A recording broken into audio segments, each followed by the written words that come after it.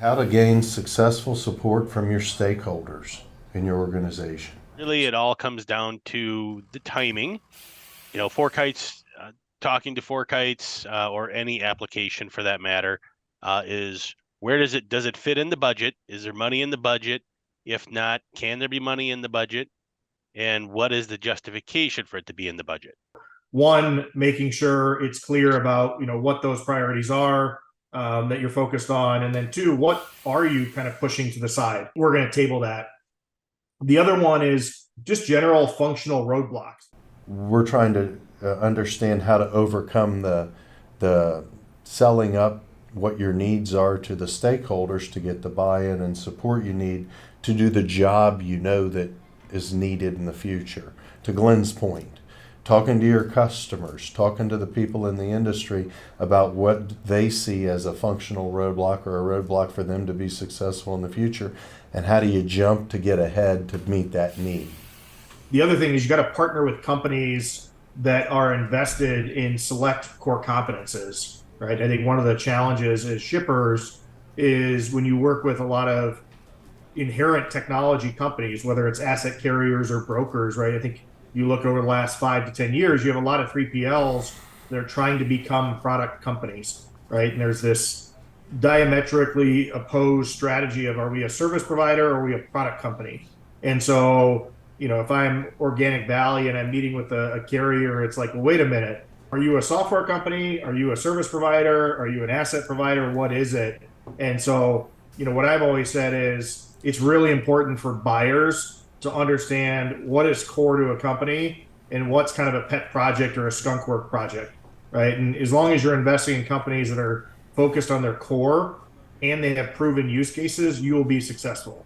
But if you're rolling the dice with companies that it's a cool concept, but it's not really core to who they are, it's going to fizzle out over time. And I think the market is going to show that here. It already has the last 12 months, and it's going to continue that over the next 12 to 18.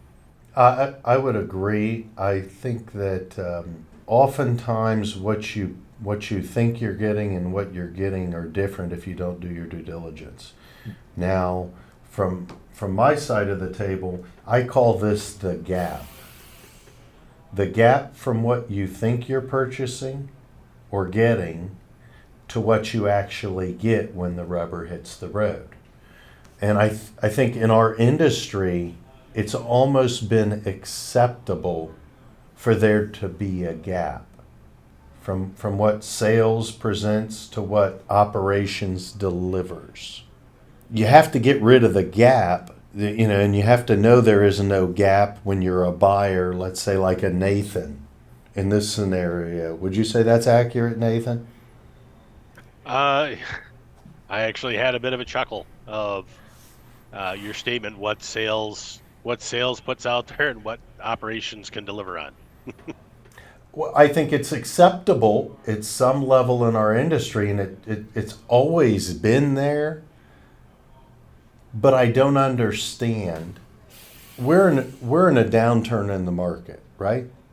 And we know that this happens in these cycles, these ebbs and flows of the industry happen. Now, these are, to me, and I think to intelligent people, these are now opportunity times.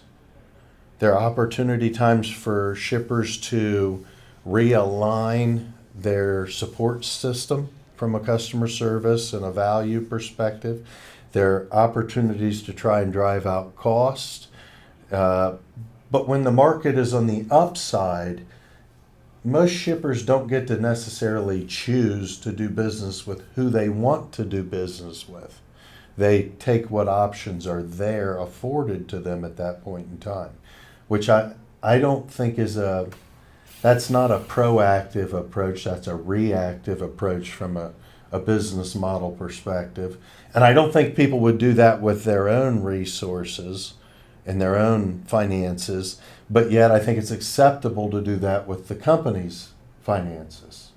The previous statement that you made, John, with every project should be looked at as if you were spending your own money. Right. Would you spend your money on this? Or is it, as you said, a flash in the pan? Or actually, I think that was Glenn. Glenn said that. would you spend your money on it? Is it worth it? I think, and coming from, my side, Organic Valley being, a farmer-owned co-op, I have to look at it as, is it worth spending the farmer's money on? Because that's really what I'm doing. So, Right. We're talking a little bit about, how to manage up and kind of buyers' feedback. One thing I do see is from a shipper perspective or a buyer's perspective, anytime you own a cost center, could be a P&L, could just be a straight up cost center, is allocating some level of budget to at least experiment and trial, right? I think what we're talking about here is more industrialized enterprise type things, but tech is going to continue to evolve. Services are going to continue to evolve. Even with the market changes, even though we're in a downturn, it's going to spring back. And it's important for companies to set aside some level of a budget to be able to either experiment, to innovate, or to just fix some inherent things. I think all too often what I see on the budget cycle, especially on the shipper side, is it's very, bare bones. And it's just covering the cost to move freight and maybe some basic, system administration. And these are things that it's important to get alignment at the senior level across, leadership, across IT, and making sure you have some allocation to focus on that. And technology is not going to change. When I think of transportation, this concept of buying logistics technology did not exist 10 years ago, right? The only thing it really was TMS and WMS, and those were handled typically by IT in the purchasing side. And so now you see transportation companies buying software products like visibility, like e-documents, right? So there's a lot of new things that are coming into play. And so making sure you have some level of budget set aside can really help to, at least on the funding equation, to make sure that you can experiment before you go all in on certain aspects. So let me jump in here. You're leaning towards the next subject I have, which is going to be scalability. Okay? So scalability is a term that we're going to use to describe that initial step into the unknown, right? You're going to try something new. Whether you're adding a transportation provider that you've vetted that looks good, but you don't know how they're going to perform when the rubber hits the road, to a software system that says it can do these things, okay? But at the end of the day, does it? And to what level? And can we get a value or a customer service benefit from it from a justification perspective? You've got integration, you've got training, and at the end of the day, if you don't have the amount of staff and time allocated and budgeted, you're not going to see that in the time period that you should be seeing a return or the picture of success. Yeah. So I can go out and go hog wild, write a big check, but if I don't have the support system around it to set it up to be successful, then the failure's on me. Yeah, the other part to think about is I see this a lot where there's kind of buyer's bias, right? And people want to accelerate their careers, and sometimes people hear what they want to hear. And when you do that as an individual, it's tough, right? You get all excited, you make the decision, you purchase it, and then all of a sudden you tell your team like, hey, this is how you're going to operate tomorrow. And natural questions start to come up. Well, I've already got X. How is it different than X? Well, I don't really know, right? And so I think the watch out and kind of what you're saying, John, is don't do it as an individual contributor. Do it as a team player and Right. get different thoughts. No different than internally, a new company will come in or a new solution's already been purchased, and I'm just told that I have to start using that. And it's like, why as an end user am I going to embrace something that I had no say in that now changes the way I operate? It may introduce another application that I've got to go log into on top of the other 5 I've got.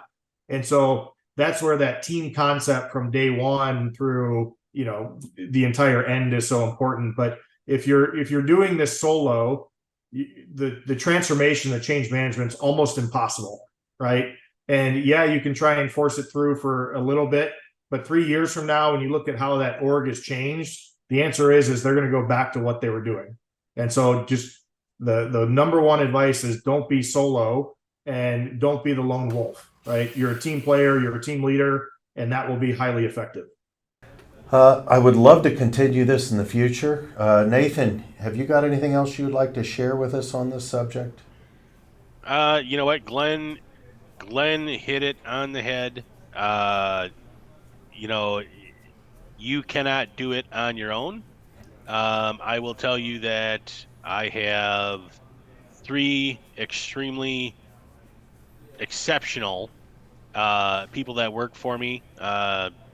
You know, Ron, whom you've met, Jen and Adam, and the 4 of us when it came to implementing or actually bringing on our new TMS when we switched over to E2 about 5 years ago. They were all heavily involved in it. They were all heavily involved in the, when we got it to, putting in everything, all the data, all, cleaning the master data, putting everything in. And the same thing when it came to Kites, doing the evaluations, doing, being in on the meetings and getting the system up and running. Without that buy-in, Without the buy-in and without their expertise, none of this would have happened. And we would not be the success that we are. So, I am, always about giving credit where credit is due, and those 3 deserve a lot.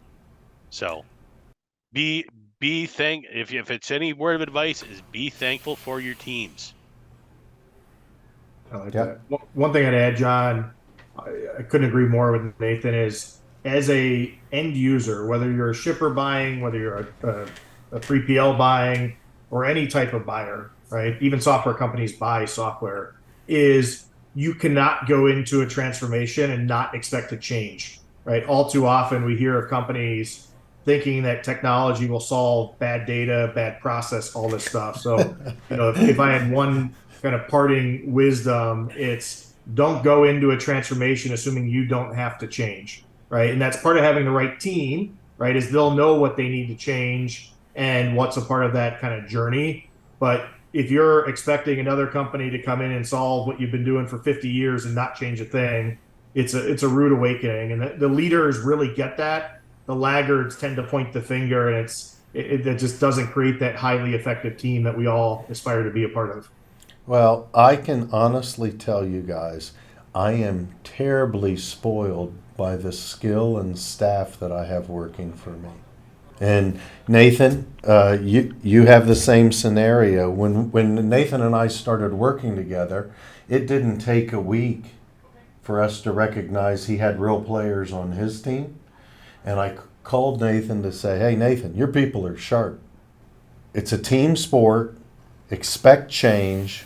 It's like any software. If you put bad information in it and bad habits in it, you're going to get bad information out of it. And I think that's probably the oldest saying in software. Would you agree, Glenn? Couldn't agree more. Like, it was dead on.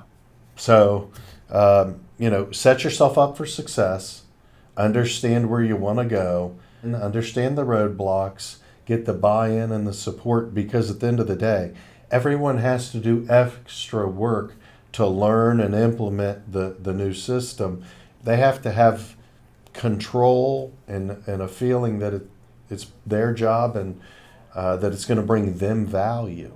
So I think those are the key points. I appreciate the time. Thank you both for being on. Thanks for having us. Yes, thank you. It's a pleasure to work with both of you. I mean that. Anybody who has anything to share watching, feel free to comment and make any statements or share any thoughts. Have a great day.